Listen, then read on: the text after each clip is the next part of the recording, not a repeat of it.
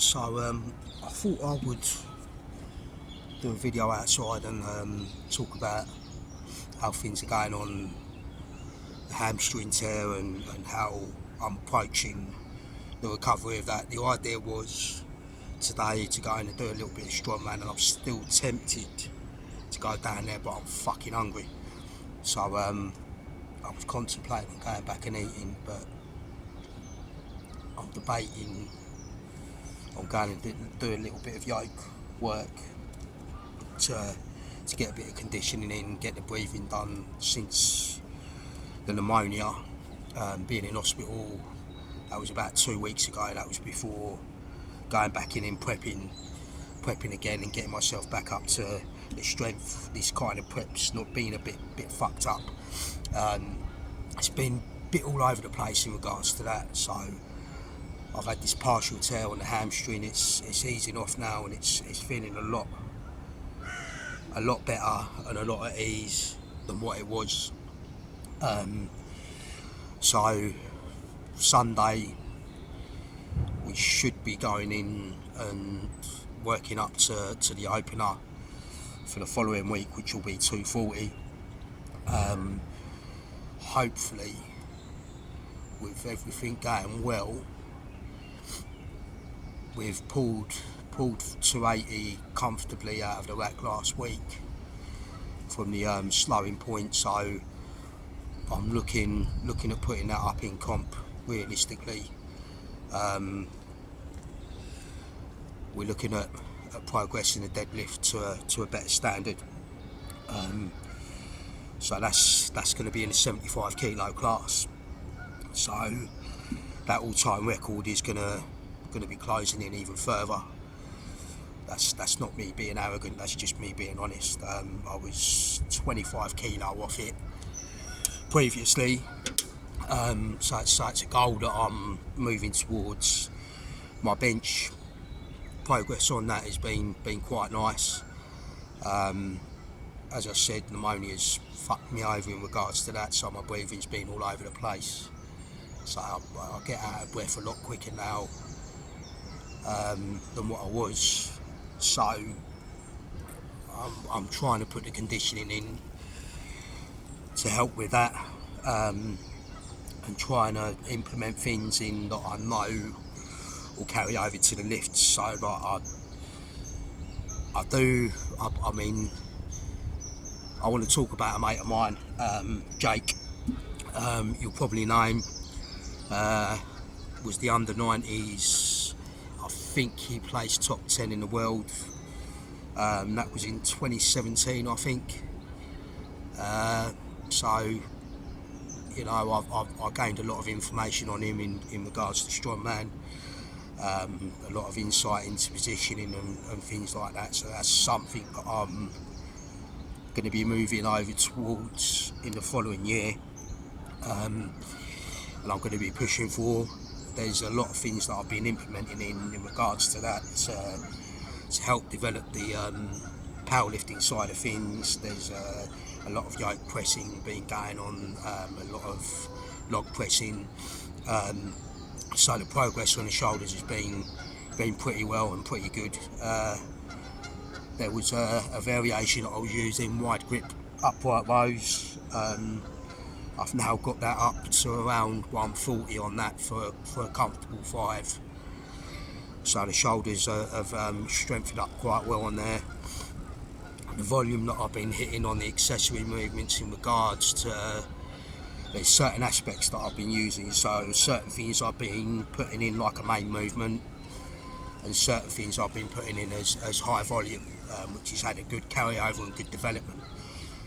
And the aspects of things that I've been taking from this is how to adapt my central nervous system. So there's a philosophy that was stated by a well-known lifter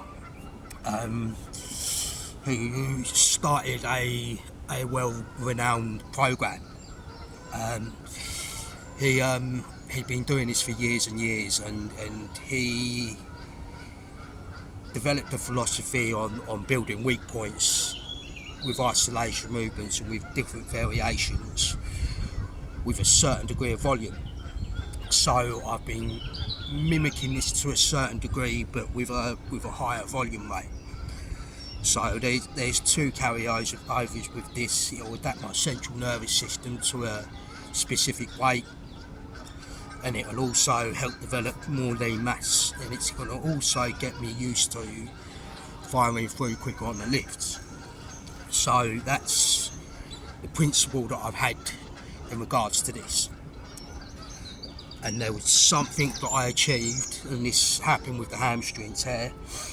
There's something that I achieved with this, which was 320 in plates for 30 reps, and the partial tear happened during that exercise. It popped, and I know I've partially torn it because it's popped and it's been a little bit achy over the past couple of days, but I've been following the same principles that I've been using to help recover it to a quicker method and a quicker way, so I can get back into the comp and get back into the weights that I've been using. So that was 320 in plates. So let's talk about the actual cage. The cage was probably around 40 kilo. So the philosophy and the idea was to try and get as close to 400 kilogram in total for a volume of 30 reps. Now I've been doing this with a very, very close stance to help develop the strength and adapt the central nervous system to that progress. So it's carried over quite nicely in two ways. It's carried over for the sticking point, and it's also carried over as in the fast twitch fibres firing through on the actual lift. So I'm confident that once I get myself fully recovered from this, and I don't think it's going to be a matter of another day. Sunday will be when I go in and I find out where things are sitting in regards to the weight that I can move. I'm pretty confident at the moment I could probably chuck up quite a bit of weight and it won't affect the actual hamstring itself. I mean, I've had a more serious injury happen. That was last year. I tore my patella tendon off, and within the research that I've done and the information that I gained from that, I recovered that in a matter of 6 months and was capable of squatting 140 for 5 reps, and now it's gained up at where the volume that I was hitting previously before that knee surgery is up to where it should be. So there's, like I was saying on the previous videos, there's certain aspects of injuries that take time to recover, but the human body is far more capable of recovering from these injuries than what people realise. It's the right atmosphere that you put yourself in, and it's the right environment that you put yourself in, and it's also the right nutrition, the right mindset. There was someone that was talking about this on a podcast a while back about mindset is everything in the aspect of life. Now, I've got certain issues in regards to myself on certain things that have happened previously, so training kind of vents out a certain degree of that. But I'm still pretty fucked in the head, and this is something that most, I think, lifters are quite twisted in regards to that. And most athletes, in where they push themselves and where they kind of push themselves past that boundary, have certain issues in regards to that. So there's certain things that happen. We'll leave that one there, but let's just say most people that are in the aspect of sports ain't quite right in the head, and that's been proven. So you need that, well, not that kind of mindset, but you need it in regards to being active and being on point with certain aspects of things, and the belief that things are going to speed up with the recovery wise, and making sure that you implement in certain aspects of it. Like, I mean, as soon as I tore it, I finished my set on the leg press, went over on the adduction machine, pumped as much blood as I could in that, and then went over and used the massage gun, started pumping as much blood into that area as possible. Yeah, it was aching after that, but I was still, I mean, today it's not as bad. I can't really feel it. I can feel that I can put quite a bit of pressure on it without it causing any issues. So I stated this in a video that I've done previously, that I reckon it would take 2 to 3 days to recover it fully.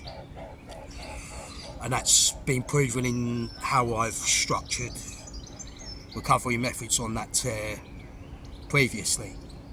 So it's, as I said, it's how you focus on those injuries to push yourself to that level. And I mean, there was certain nutritional content that I was looking at in regards to the knee surgery and how to develop it. I had no input from the NHS on how to engage that knee and how to develop the strength back in it and how to push it further. I got asked whether I wanted to go into that side of things, and I said no, I'm pretty confident I can do it myself. And there were certain things that the NHS told me to not do that I put in place, and because of that the recovery was quicker and the knees are now sitting in the area that it should be sitting in. I've got no issues with it whatsoever. So I would say it's been adapted to the weight and how I've been putting certain exercises in has got it better functioning and to a better level. So in my eyes, and this is something that I'm going to be honest about, I mean, they haven't got the money to pump in to the research or the money to pump into certain degrees of things. So you'll get someone that's let's say a doctor. A doctor will have certain bits of information in regards to how to function it better, and they'll pass that information on. So like if you're finished with let's say with the surgery and how the knee's looking, they'll pass you on to a nutritionist, or they'll pass you on to someone that will get you to a functioning better. But in my eyes, that information should be given to that person, or that person should be taught that information to understand the aspect of further recovery. And I know that you get people in specialist sectors that's where their main focus is. But I think if you have a bigger insight into, I mean, let's put things in perspective in strength training. I don't just focus on, let's say, my deadlift because it's my strongest lift. I focus on 2 other lifts because I know if I push them to a level and I get them stronger, I know my overall total going into a competition is going to be far more competitive than just me having one good lift. So why aren't we getting the medical teams in that aspect of things to understand the principles behind nutrition, or the principles behind recovering that injury, rather than just passing that person straight on to who's involved with that? It's, in my eyes, someone needs a bigger understanding on the whole aspect of it for them to pass that information on to you.